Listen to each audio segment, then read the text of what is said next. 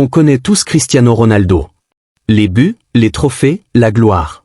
Mais si je vous disais que sa plus grande force, ce n'est pas ses pieds, mais ce qu'il y a là-dedans, dans sa tête? Oubliez le talent pur un instant. On parle ici d'une force mentale presque surhumaine, forgée par des sacrifices que peu de gens imaginent, une discipline de fer et une obsession pour la victoire.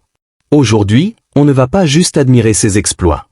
On va décortiquer son cerveau pour comprendre ce super pouvoir que personne ne peut copier, et qui a fait de lui bien plus qu'un simple athlète. C'est quoi la différence entre un très bon joueur et une légende? Le talent? La technique? Pas seulement. La vraie différence, c'est le mental. C'est la capacité à briller quand tout le monde baisse les bras, à se relever plus fort après chaque échec, et à garder cette faim de gagner, même quand ton palmarès déborde. Et ça, c'est la définition même de Cristiano Ronaldo. Un mental d'acier, forgé dans les moments difficiles et poli par une obsession quasi totale pour l'excellence. On va revenir sur les moments clés de sa carrière.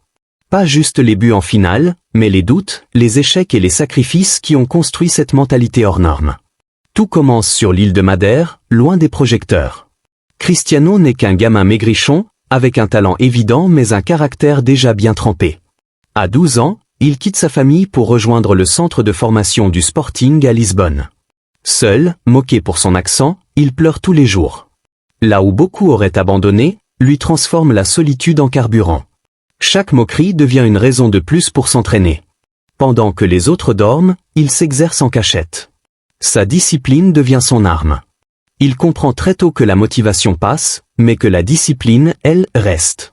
En 2003, à seulement 18 ans, il débarque à Manchester United. Sir Alex Ferguson lui confie le mythique numéro 7. La pression est immense.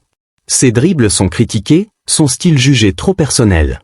Puis vient le scandale de 2006 à la Coupe du Monde, ce clin d'œil à la caméra après l'expulsion de Rooney, et soudain, il devient l'homme le plus détesté d'Angleterre.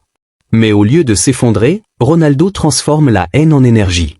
Chaque sifflet devient une motivation. Chaque insulte, un moteur. Il revient plus fort, meilleur, jusqu'à dominer le championnat anglais. C'est là que naît sa résilience légendaire. Après avoir tout gagné en Angleterre, il rejoint le Real Madrid. Il arrive en superstar, mais trouve sur son chemin un autre monstre, Lionel Messi. Pour beaucoup, une telle rivalité aurait été écrasante. Pour lui, c'est une bénédiction. Messi devient son miroir, son défi permanent. Sa soif de victoire devient insatiable.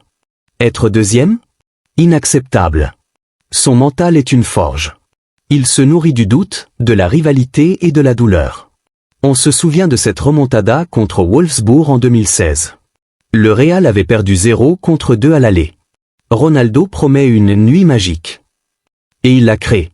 Un triplé pour écrire l'histoire. Il ne joue pas seulement au football, il plie la réalité à sa volonté. Puis, à 33 ans, quand beaucoup pensent à ralentir, Ronaldo surprend encore. Il quitte le Real Madrid au sommet de sa gloire pour un nouveau défi, la Juventus. Pourquoi? Pour prouver qu'il pouvait régner ailleurs. Sa discipline devient quasi militaire, alimentation contrôlée, sommeil optimisé, entraînement sans relâche. Même après un match à 23 heures, il retourne à la salle. C'est ça, le sacrifice. Il change de style, devient plus efficace, plus intelligent. Il défie le temps et la logique. Même à Al Nassr, son mental élève tout un club. Il marque encore, il inspire encore, parce qu'il refuse de laisser son esprit vieillir. Le super pouvoir de Ronaldo, ce n'est pas un don du ciel. C'est une construction. Une forteresse mentale bâtie sur 4 piliers, la discipline, la résilience, la soif de victoire et le sacrifice. Sa carrière est la preuve que le mental peut transcender le corps. Ronaldo nous enseigne que la grandeur n'est pas une destination, mais un chemin.